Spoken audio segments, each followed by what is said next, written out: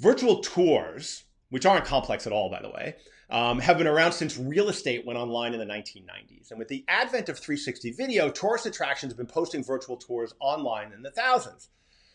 They've gone back a long way. The Viewmaster, which was, for you kids out there, was something that I had and that was actually launched in the 1939 World's Fair, and was sold in like photography shops and stationery stores and scenic attractions. And what drove the awareness of that thing was scenes, 3D scenes of Carlsbad Caverns and the Grand Canyon and Paris and all of these places around the world. So, and stereoscopic viewers go back all the way to the early 1800s. So people have always wanted to travel and see faraway lands, and it's almost like a base human need.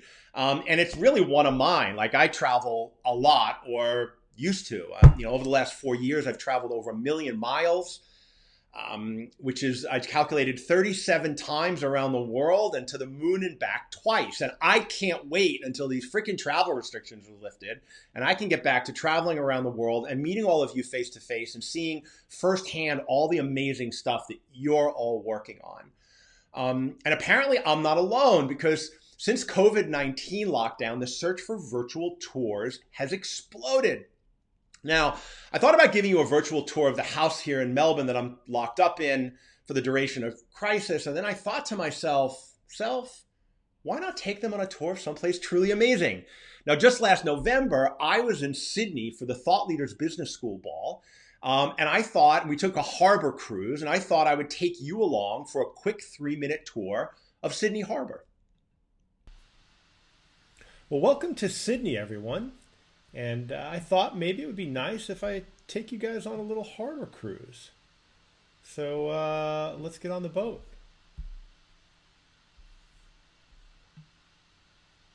Now make sure you hold on tight, or sit down maybe, or maybe if you're tired, you could take a little nap like that guy is doing there. Get your cameras out, because we're going to take some pictures of this. This is the Harbor Bridge.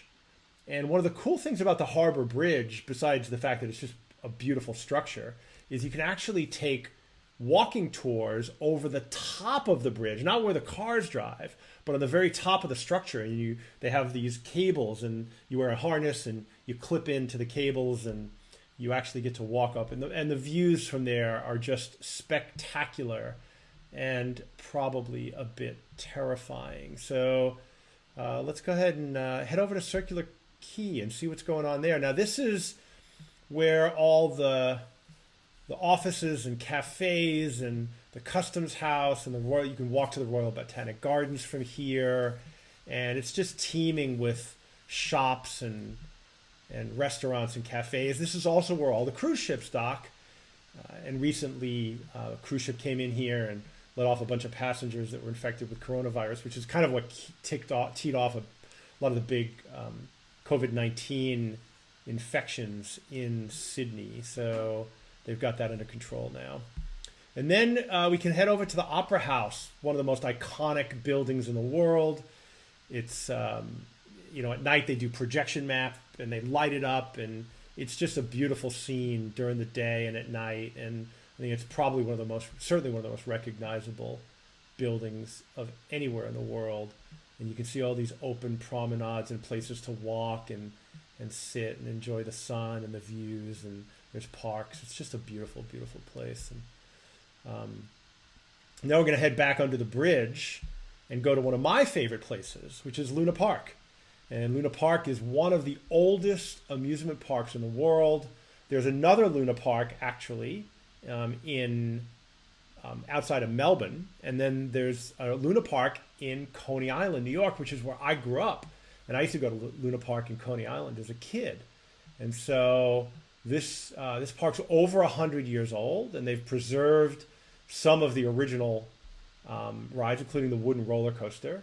And so if you ever get a chance to check it out, it's really a fantastic place. So anyway, those are some of my favorite spots in Sydney, and I hope someday I get to see you here, or maybe you get to see it for yourself.